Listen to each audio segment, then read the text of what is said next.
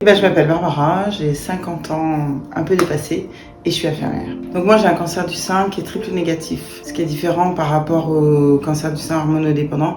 J'ai pas d'hormonothérapie ensuite, c'est un cancer qui se nourrit pas d'hormones. Donc le traitement c'est l'ablation de la tumeur, la chimiothérapie, la radiothérapie, et après il n'y a plus de traitement. Voilà, c'est un cancer quand même qui reste très agressif. En général les récidives sont très rapides. Moi j'ai été malade il y a 7 ans, donc normalement je suis considérée comme guérie. J'ai eu les traitements entre guillemets classiques, donc la chirurgie qui s'était bien passée, la chimiothérapie assez forte pour éviter une récidive et la radiothérapie. Donc pendant la chimio, j'étais quand même pas mal fatiguée, mais aussi beaucoup après la radiothérapie, c'était quand même compliqué. J'ai eu des traitements qui sont étalés de juin 2017 à février 2018. Pendant les traitements, j'ai fait beaucoup d'activités physiques pour me maintenir entre guillemets en forme. Donc j'arrivais à faire de la marche nordique, à courir. Et petit à petit, au fil du temps, malheureusement, même après les traitements, mon état physique s'est détérioré avec des douleurs assez conséquentes et j'ai dû arrêter le sport longtemps. Mon problème actuel, c'est que les traitements contre la chimio, le but du jeu, c'est d'aller vraiment dans tout le corps, éviter qu'il y ait des cellules cancéreuses qui partent. Donc c'est d'ailleurs pour ça qu'on perd nos cheveux, qu'on a des problèmes d'ongles et de peau. Ça va vraiment très très loin. Et moi, c'est au niveau des tendons que j'ai des problèmes. Je fais des tendinites très facilement. Et par exemple, là, j'ai des problèmes au niveau de la pronévrose plantaire. Et j'ai des douleurs, notamment pour marcher, qui m'handicapent quand même pas mal. Je pense que j'avais déjà une fragilité avant les chimios. Je faisais des tendinites, mais comme toute personne qui fait du sport avec des mouvements répétitifs. Et là, depuis 2 ans, je suis un peu en soins et avec un peu des échecs thérapeutiques, quoi. Tout ce qu'on a essayé, ça marche pas vraiment. Donc on pense que c'est lié à la chimio, que ça a accentué les problèmes sur les tendons notamment. Alors je fais des sports qui n'imposent pas une station debout longue ou alors des chocs sur les pieds. Donc je fais du vélo et de l'aquagym, de l'aquasport. J'étais en arrêt de travail pendant 1 an pour essayer de me soigner. Et puis au bout d'1 an, il faut bien retourner travailler parce que il faut avoir un salaire. J'ai repris le mois de février, donc 6e mois, mi-temps thérapeutique. Et voilà, et après on apprend aussi à vivre avec la douleur. On n'a pas bien le choix. Alors dans mon parcours, déjà je suis soignante. Après donc j'ai eu un cancer et j'ai accompagné ma maman sur un cancer du poumon qui en est décédée et ma sœur sur un cancer du sein. Donc la place des dents, oui, je la connais aussi bien du côté du soignant que du côté de la famille de la personne atteinte d'un cancer. J'ai plus mal vécu le cancer, alors de ma sœur je dirais, parce que ma maman c'était un cancer du fumeur, elle avait arrêté de fumer longtemps avant son cancer, mais c'était une grosse fumeuse. Comme elle a dit, j'ai joué, j'ai perdu. Voilà, mais ma sœur ça a été très très violent parce que... Alors mon cancer, le triple négatif, est souvent d'origine génétique. On avait fait des analyses génétiques, parce que j'avais aussi une cousine avant moi qui avait eu un cancer. Et il se trouve que je suis pas porteuse de la mutation génétique. Donc je m'étais dit, je suis tranquille. Pour ma fille, ma sœur, je suis tranquille, elles n'auront pas de cancer. Et raté 6 mois après, ma sœur m'annonce qu'elle avait un cancer, donc c'était très très violent. Le fait d'avoir vécu les traitements, on sait ce que va vivre une personne dont on est très très proche, qui est très très chère à nos yeux, puisque avec ma sœur, on n'est pas jumelles, mais on pourrait l'être, ça serait exactement pareil. Et c'est cette violence-là, c'est que ce que j'ai vécu, elle va le traverser, et on sait combien c'est difficile. Alors je veux pas non plus que les gens qui voient le témoignage... Je veux pas assombrir le traitement, c'est très difficile. On s'en sort avec de l'énergie, avec des gens autour de soi, on s'en sort. Mais sur le coup, c'est très violent. Ma maman m'avait dit, avant d'être malade, elle m'a dit « t'es mon soldat rose ».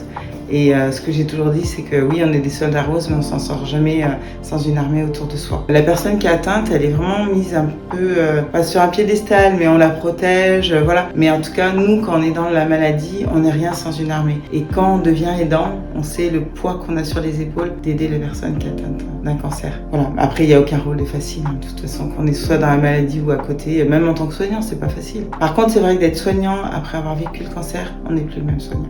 On sait ce que c'est. Avec les traitements, je me suis retrouvée à avoir la même tête que les patients que j'avais. Pas de cheveux, pas de cils, pas de sourcils. On n'a plus de visage en fait. On a tous la même tête quand on est nu de tous les poils. Ce qui fait la personnalité, c'est les sourcils, on s'en rend pas compte.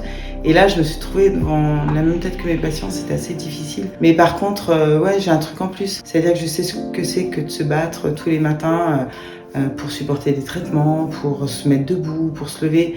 pour vaincre la fatigue, ça je le sais. Donc pour moi, j'ai une valeur ajoutée dans mon travail. Et en tant qu'aidant aussi, pareil.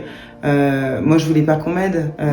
Après mes chimios, je voulais pas que ma mère m'aide à faire mes courses, que ma sœur vienne faire quoi que ce soit. Et par contre, quand elles sont passées à travers, ma sœur, moi, m'appelait le lendemain de ses chimios en pleurant. C'était tellement difficile. Comment j'avais fait pour surmonter ça sans qu'elle vienne m'aider. Voilà. Et c'est ce que j'arrivais caché, la face cachée du cancer. C'est tout ce que ça peut représenter en termes de combat au quotidien, quoi. Mettre un pied par terre, c'est pas toujours facile. Alors là, je le sais encore plus avec la douleur qui me rappelle que j'ai été malade. Physiquement, c'est pas que ça se voit pas parce que j'ai été opérée. Hein. Si je suis nue devant la glace, voilà, je suis pas la femme que j'étais avant. Mais oui, je le porte sur de la douleur. Et ça, c'est un peu le côté invisible du cancer. Parce que tout le monde te dit, oui, mais il y a 7 ans, t'es toujours là, t'as de la chance, tu t'en es sortie. Oui, mais ça a un prix. Et ce prix, c'est le handicap invisible, c'est la maladie invisible, c'est les traitements invisibles. On ne voit pas tout ça. Alors aujourd'hui, j'ai plus de suivi par l'oncologue. Au bout de 4 ans, il m'a dit c'est bon, 5 ans. Il m'a dit c'est bon, je vous suis plus parce que sur le cancer que vous avez, honnêtement, normalement, il ne devrait pas revenir. La récidive est très rapide. Alors j'ai toujours un suivi par mon gynécologue, des contrôles échographiques, mammographiques toutes les années et puis la palpation qu'il faut faire. D'ailleurs, moi j'ai découvert mon cancer en palpant sous la douche. Et voilà, mais non, maintenant par contre le combat c'est d'essayer d'arriver à soulager cette douleur et d'en venir à bout, mais c'est pas gagné. On n'a pas trouvé, j'ai fait beaucoup de traitements et ça n'a pas marché. Je suis même allée jusqu'à faire le comble, la radiothérapie sous les pieds pour affiner la peau névrose, qu'elle soit moins épaisse, moins douloureuse. Mais bon, après c'est pas grave, on serre les dents, on avance. Si on veut profiter de la vie, parce que c'est notre deuxième vie, on avance, on fonce. Pas le choix. En fait, on est patient ressources et patient parcours. Patient ressources, on va auprès des futurs professionnels de santé apporter notre témoignage en tant que patient. Voilà, parce que les médecins, infirmiers, kinés sont en contact des patients, mais dans des lits. Ils ne sont pas en contact des patients qui s'en sont sortis quelques années plus tard en disant voilà moi ce que j'ai vécu.